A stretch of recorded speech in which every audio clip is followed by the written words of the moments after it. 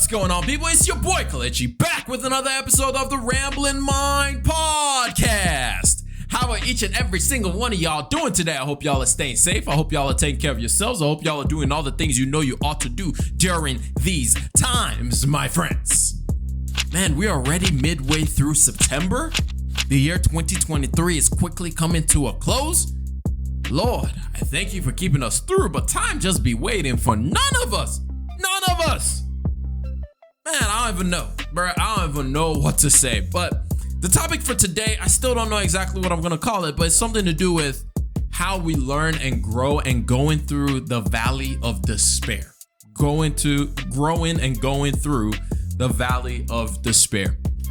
When I first learned about personal finances, I had a friend back in college, senior year of college, who shared with us the importance of having a Roth IRA rather than going with a traditional and all this stuff that she showed us. She was into finances, she was budgeting, she was doing all of these things that I didn't even know about.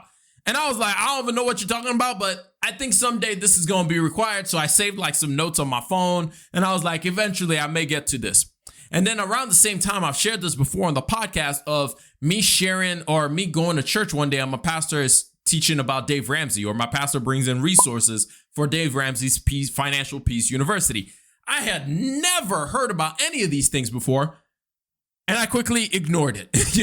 Like I got all this stuff and I was like, oh, this is cool. This is really interesting stuff. And I ignored it.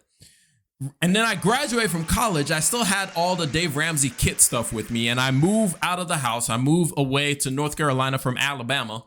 And I moved to North Carolina and I start working and I'm living the life, I'm doing all the things your young professional does, buying everything he had ever seen on a YouTube video, traveling when he goes home. He's using first class because your boy Don made it, if you know what I'm talking about. When he rents a car, when he doesn't even need to rent a car, he's literally going home to see his parents.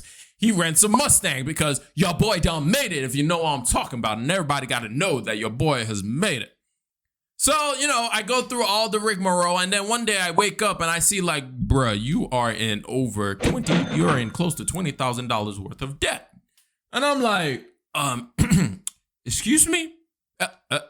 Excuse me? Who owes that? Because I know that isn't me. Because I know I'd be paying this credit card and paying this thing off, but I wasn't paying it fully off every month. And so that credit card balance just kept on going higher and higher and higher and higher. And your boy was sitting over here like, what?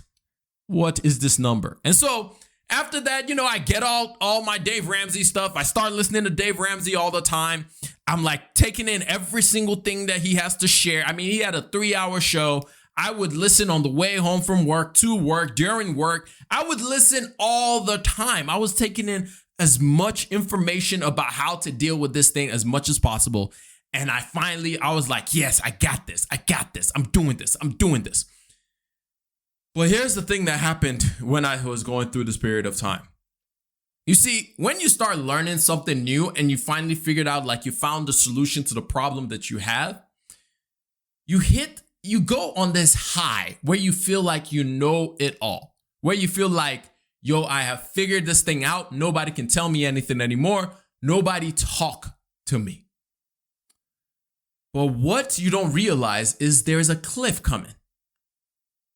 There's a cliff coming because as you start to try to put those things into practice, you quickly discover that there's a difference between theory and reality. There's a difference between everything everyone tells you to do X, Y, and Z and the reality of you actually trying to do X, Y, and Z. There's a theory in behavioral economics. It's called the Dun Krueger Effect. Basically, it's the theory. Investopedia defines it as, hold on, let me just look it up and tell you exactly what they say. Investopedia defines it as the tendency for people who don't know what they are talking about to incorrectly have confidence that they do. And that was literally me. Anybody who knew me back then would look at the way I use my money now and just be laughing at me. It's like, bro, the way you were acting back then, this is hilarious. But it's the Dun Krueger effect where it's like I hit this peak where I feel like I know it all. And then when it's time to actually put it into practice, it becomes that much harder. And then that's what in the Dun Krueger effect, if you're watching this on YouTube, there's a graph that goes along with it and you guys will be following along with that. But at the peak of this level of feeling like you know it all is called Mount Stupid. You hit the peak of Mount Stupid and you quickly fall down. Because all of a sudden, somebody shows you something that's a little bit different, or you hit something that you weren't expecting to hit, or life just throws a curveball at you, and then everything that you thought you knew, everything that you thought you believed, everything that you thought you had an answer to just comes crumbling down. And so you fall down from this mountain peak stupidity, you fall down all the way into the valley of despair. You fall down into the valley of despair, where you're not sure whether to go left or to go right, where you have to start making difficult choices. When I was trying to pay off my debt, it became a difficult choice of, do I go home on the holidays to be able to see my family? When I go shopping for goods, do I go to Publix or do I just carry myself to Walmart? Or maybe I just need to love Aldi's, which, by the way, cheat code, go to Aldi's. It's a wonderful store. I start thinking like, when they have meals at work, do I look crazy when I pack up all the extra to make sure I have food so I don't have to buy food? Do I say yes to going to hang out with friends, or do I stay home so I can save a little bit more money?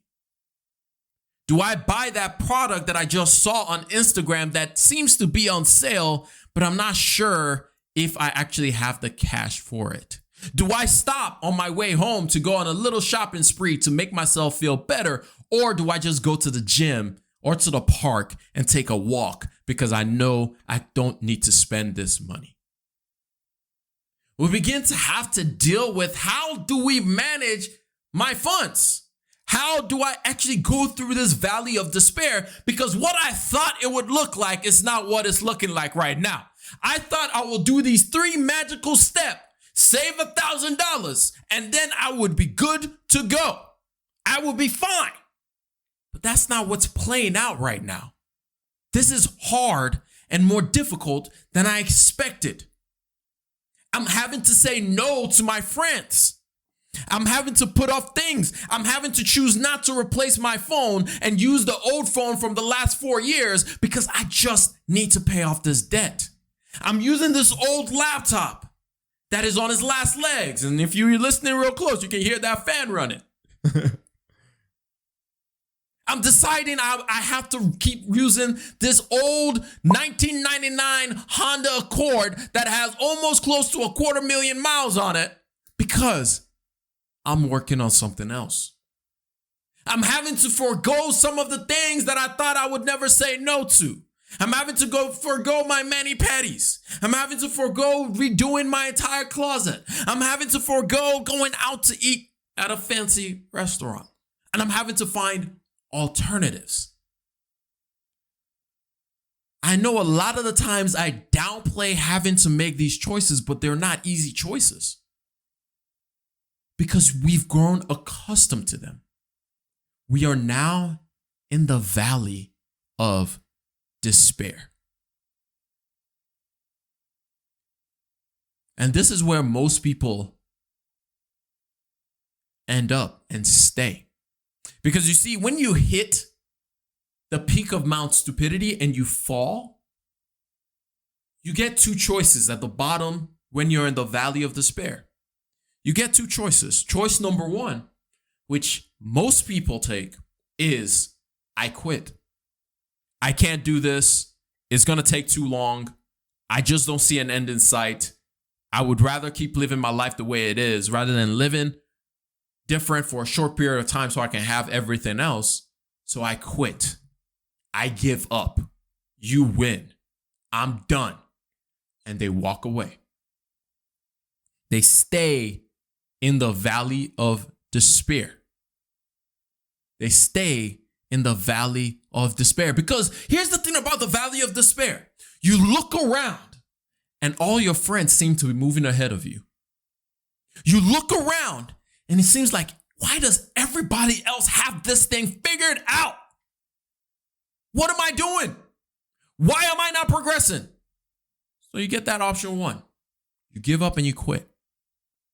Option 2 which doesn't even seem that much better, which is endure. You endure.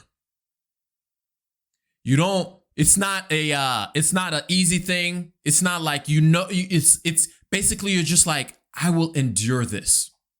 You don't know when it's going to change. You don't know when it's going to get easy. You don't know anything. You just say, I will take things one step at a time, one day at a time. If I have to move an inch, I will move an inch. If I have to fall backwards and get back up and move again, all I know is I will endure.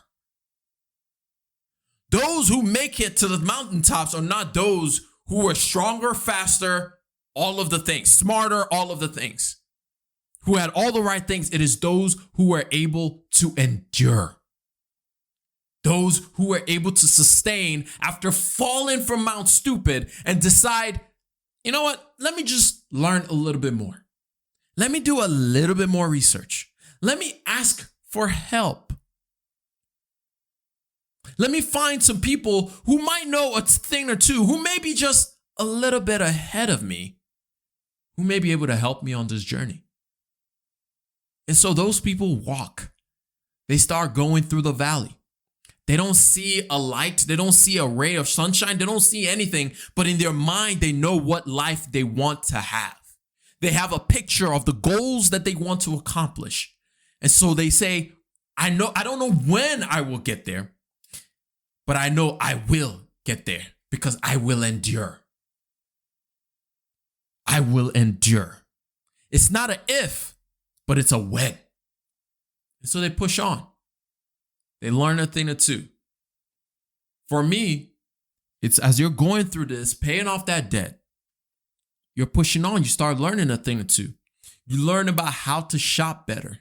You learn about cheat codes of how to protect yourself from various marketing campaigns. You learn how to ignore social media.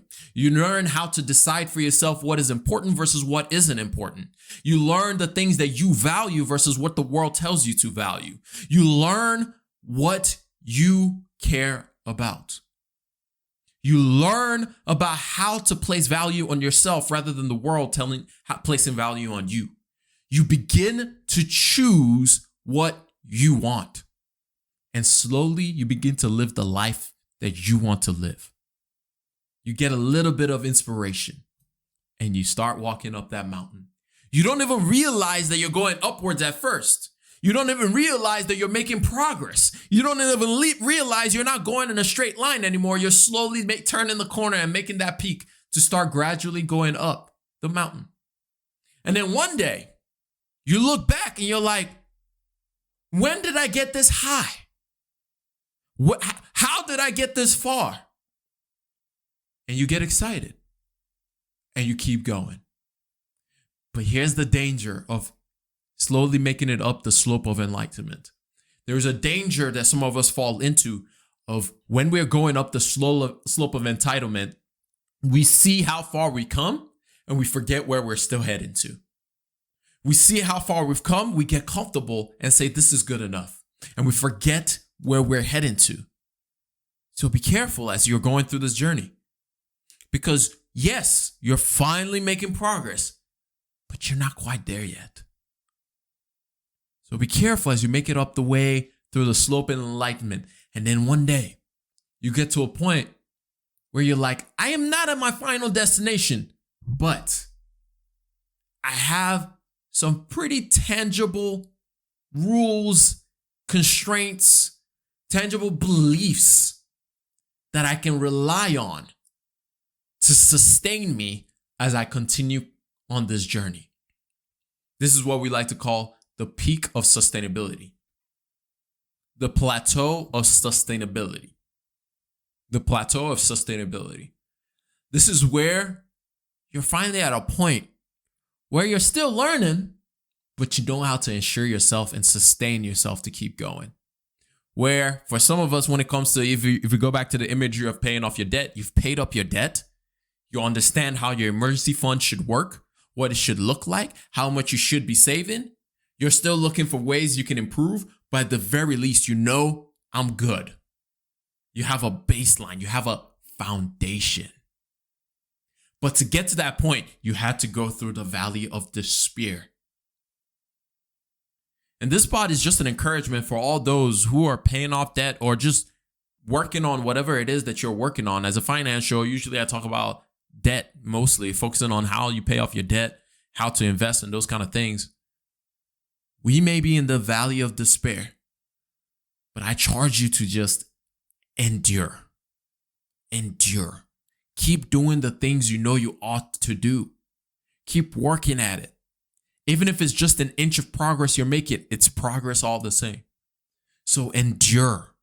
Endure during this season. Endure during this time. Endure all of it. Because on the other side, it is the most beautiful thing and the most freeing thing to know that you made it through. But anyway, that's all I have for y'all. I hope y'all learned one, maybe two things out of this entire thing. And if you did, hit that like button or share this podcast with one person that you love, one person that you hate, and one person you're just kind of like about. And by that time, you would have shared it with every single person that you know. But it's been your boy Kelechi. I'm going to catch y'all up on the next one. Remember, generosity is always greater than greed. God bless each and every single one of y'all. And I'm out. Peace. Whoosh.